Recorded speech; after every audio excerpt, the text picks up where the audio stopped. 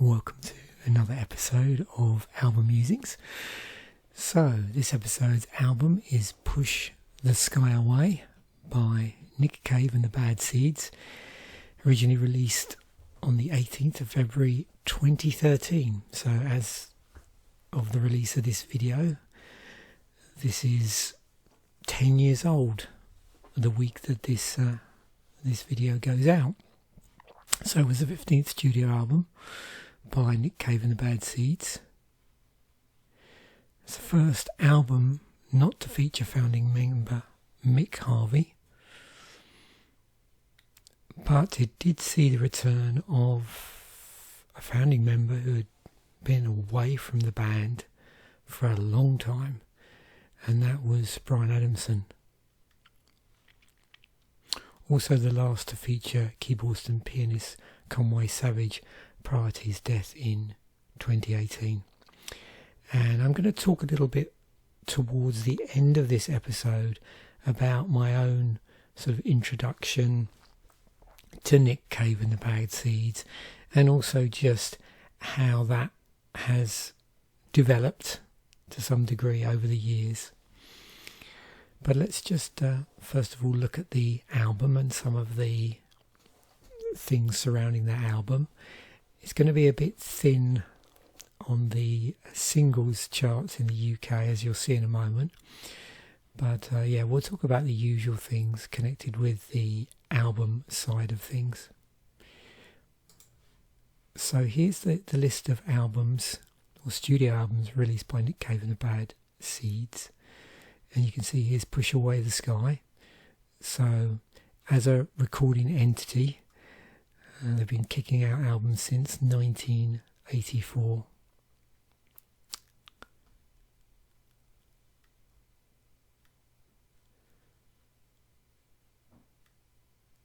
I'm looking to see if there's where the large gap is, as I'm sure I've commented on numerous occasions with bands from the 70s and 80s.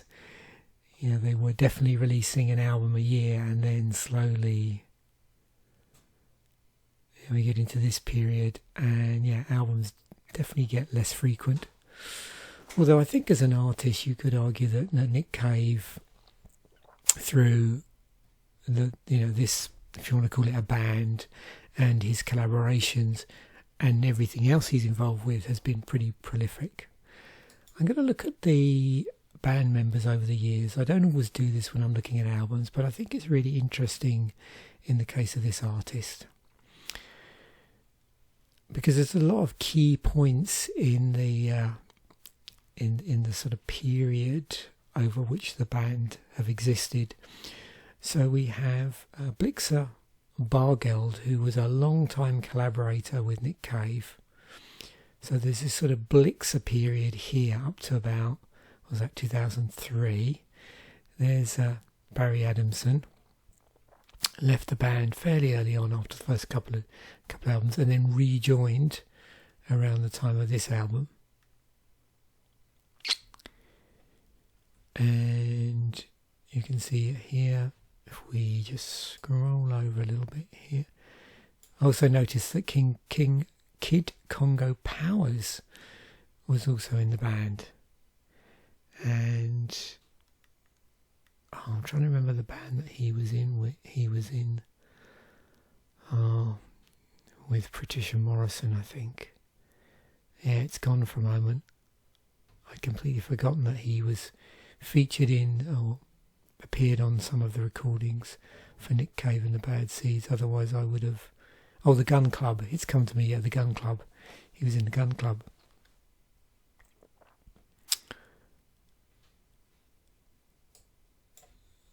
So there's Mick Harvey's tenure.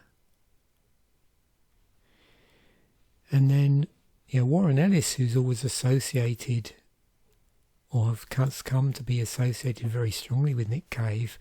If you look here, wasn't in the band until, I say until,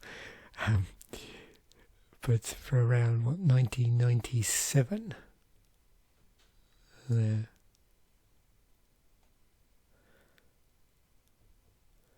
It would be interesting to see, those members that have left the band, what their what they're doing now.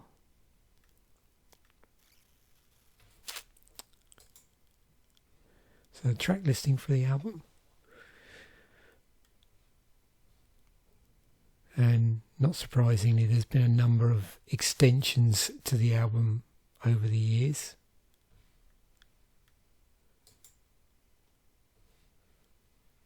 And you can see, and I'm not sure where this listing goes, from the liner notes, adapted from the liner notes.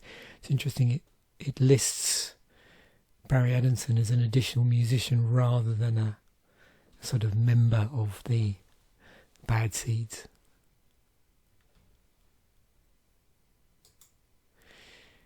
So you can see here the album did very well on charts internationally. Number 1 on the UK indie charts, number 3 on the UK album chart, which is the one that I consistently look at each week. A number of end of year charts, although not so well on the end of year charts. And in terms of the actual sales, it did go gold in the UK and Australia, Denmark, platinum in Portugal, although you can see the bar is fairly low for that. Looking at the album of the year popularity scores, this is really no surprise. So we've got the 3 most recent albums, or the most recent ones that I'm aware of: Push the Sky Away, Skeleton Tree and Ghosteen.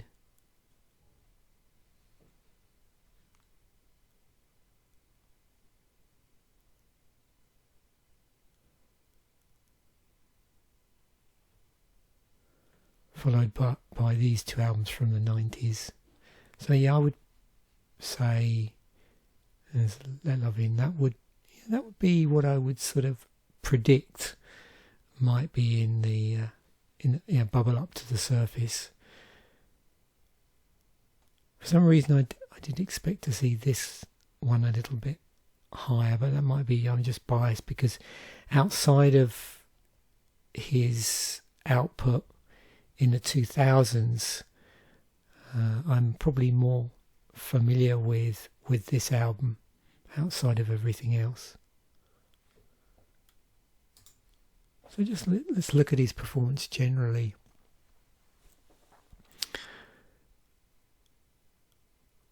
So let me just squeeze that up.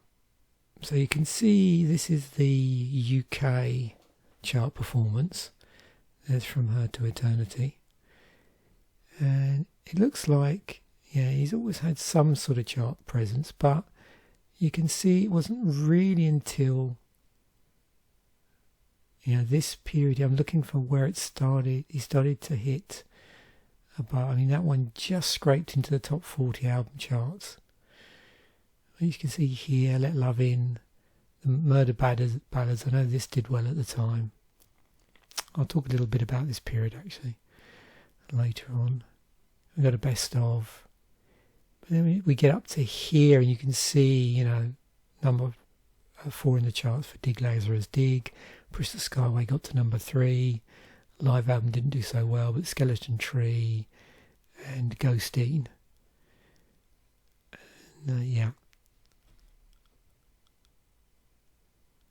So if I just expand out again, Push the Sky Away, which is the one we're looking at, you can see Straining at number 3. So this was released 18th of February 2013, and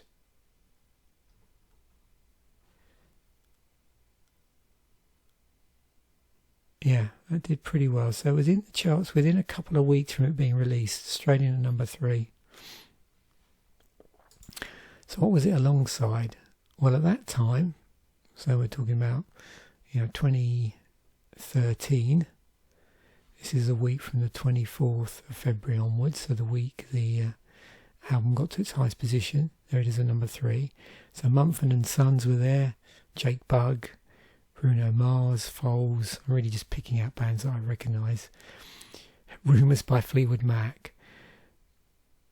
It's not too bad at the moment. One problem I have with more recent UK charts, album charts in particular actually, is it's got a little bit better thinking about it, but there was a period in the late 2010s when it was just full of nostalgia albums.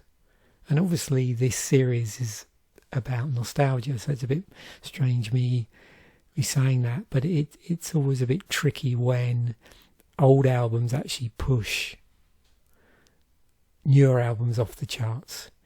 And of course we're in a world now with streaming and downloads where that's more likely to be the case. And I did notice a couple of years ago it got really bad, and I can remember scrolling down the UK albums charts actually trying to find an album that wasn't like an older album.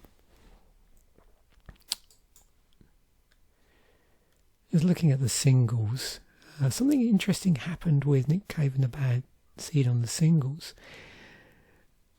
The highest it got in the UK singles charts, or he got, well, actually, this wasn't with the Bad Seeds, this was with Kylie Minogue.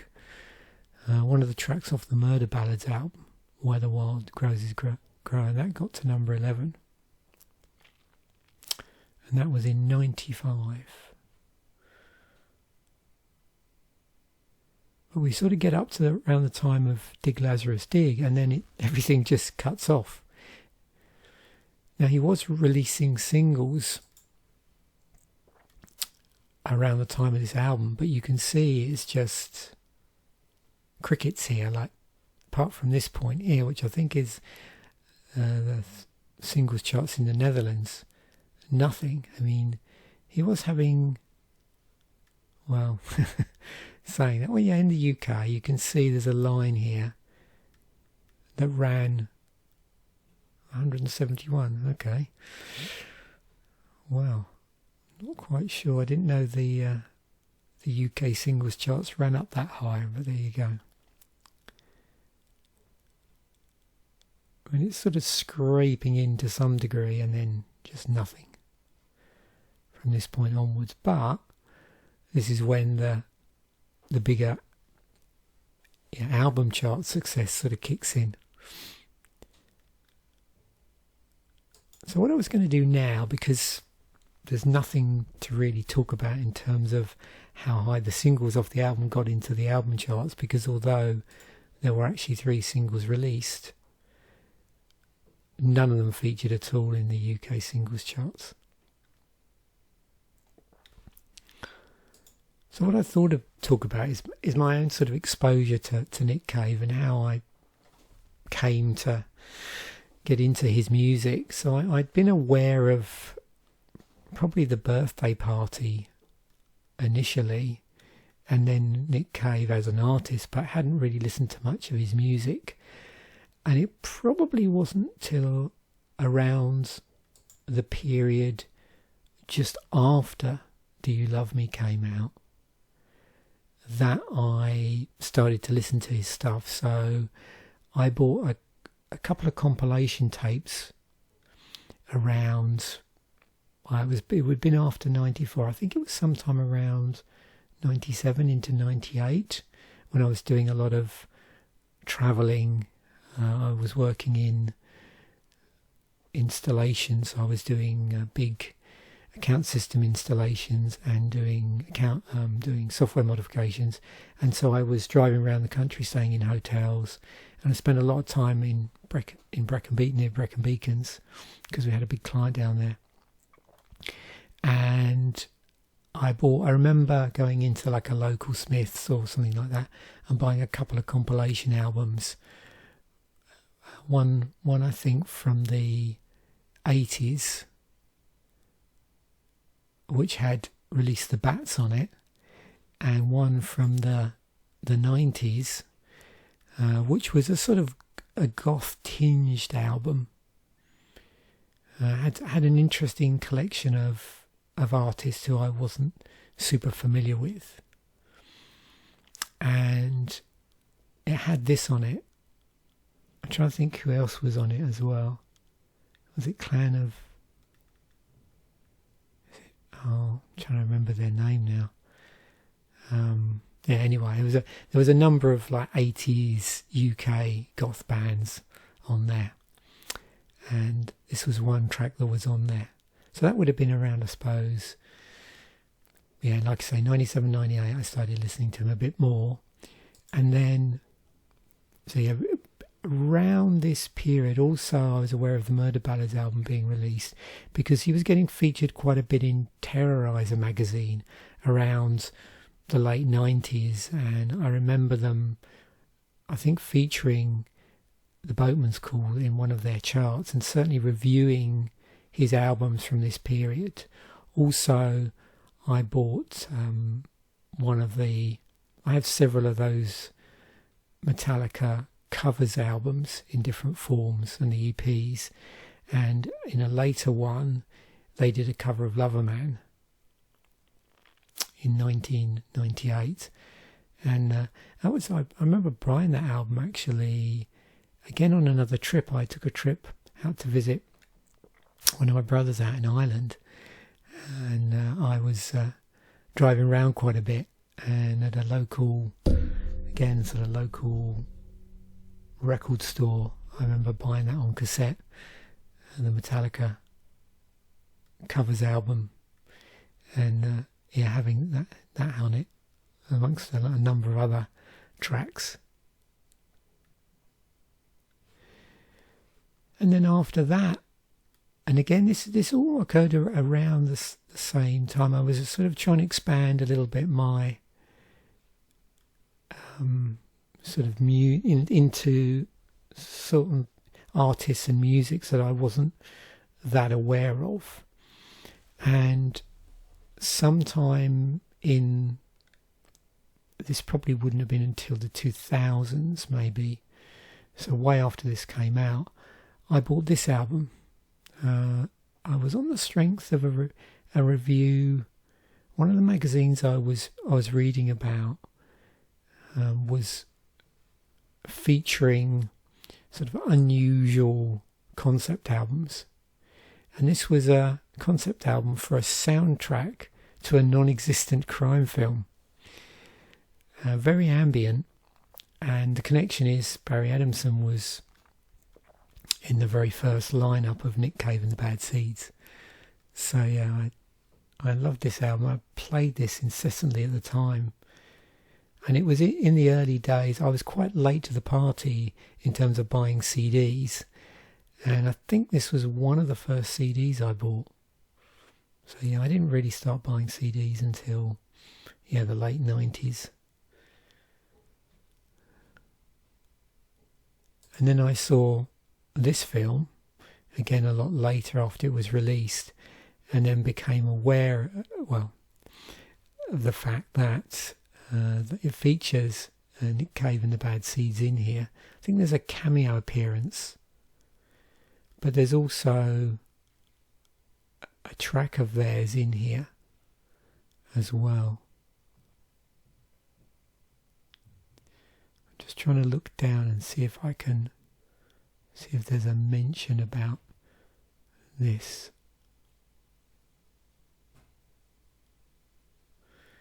About the soundtrack. I don't see it here. Doesn't seem to mention there much. But I'll include a link to this, and if it's a film you haven't checked out, definitely check this out. Very interesting film. And yeah, it features on the soundtrack a very early Nick Cave and the Bad Seeds track. I was just going to look, actually, if I look back.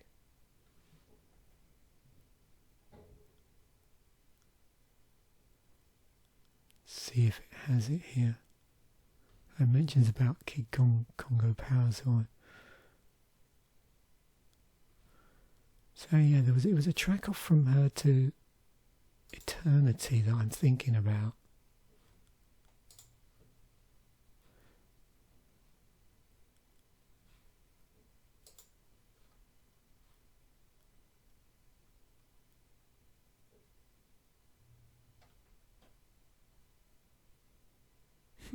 it doesn't specifically mention, but that was definitely, associated with the film at the time.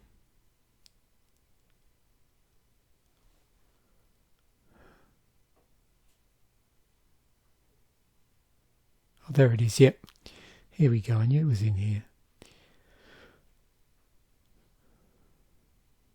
Yeah, they appear in the film, and as I said, there was also one of their tracks included.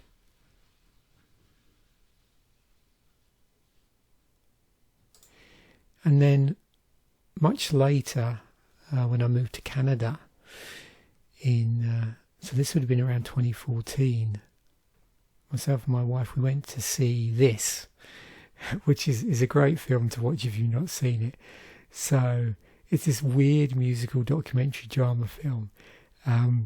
It depicts this fictitious 24-hour period in his life. And you start watching the film, and if you don't know that, and you think, oh yeah, this is a genuine documentary, and as it gets slowly slightly more surreal, I suppose, you start to think, well, are they just making stuff up here? And what I got really impressed by, and then was sadly realised that it wasn't true, was that in the film it gives this illusion that he has an archive staffed by these archivists, and I thought, oh, that was so cool. And then it turns out actually no, not at that point anyway. I don't know subsequently if that's the case, but yeah, it was a really interesting blend of fact and fiction in here. And there's a lot of people that he's associated with and has collaborated with and is friendly with who are also featured in the film, so that's pretty cool. Kylie Minogue's in there, amongst others. Warren Ellis, of course. And it's funny how things with Nick Cave, with me, occur very close together. So we went to see this film at a Halifax Film Festival just as it was released. And then on a trip to the UK, we stumbled across this at the south wing of the Coulthard Institute, Somerset House basically. And it was this really nice sort of photography exhibition away from the main exhibition area, and it was completely free to get into actually at the time. Really interesting exhibition of photographs. We could kick ourselves now because there was a really nice book they had, and we just chose not to buy it. I think our luggage was getting pretty full by that point. And then we were lucky enough in 2018 on a visit to Toronto, coincided with him playing there. So we got to see him at the Scotia Bank Arena, and that was a set list. And this was really cool at the end where the audience get up on stage. I did know that was a thing with him. But yeah, nice choice of songs. And then the last album I bought, because I did actually, even though I have Spotify, I've got into this habit of every year I buy like a favourite album on vinyl for that year. So for 2019, my favourite album of the year was Ghosteen. And so I have a really nice copy of this on vinyl. It's lovely artwork. Obviously, this period and, between this album and Skeleton Tree, and obviously going forward, covers a really sad period in his life. But the music on here is just breathtaking and well worth checking out if you haven't. In fact, that I say those three albums, Push the Sky Away, then into Skeleton Tree, and then this album. I have this thing often, I think I've mentioned a few times, of grouping albums into trilogies,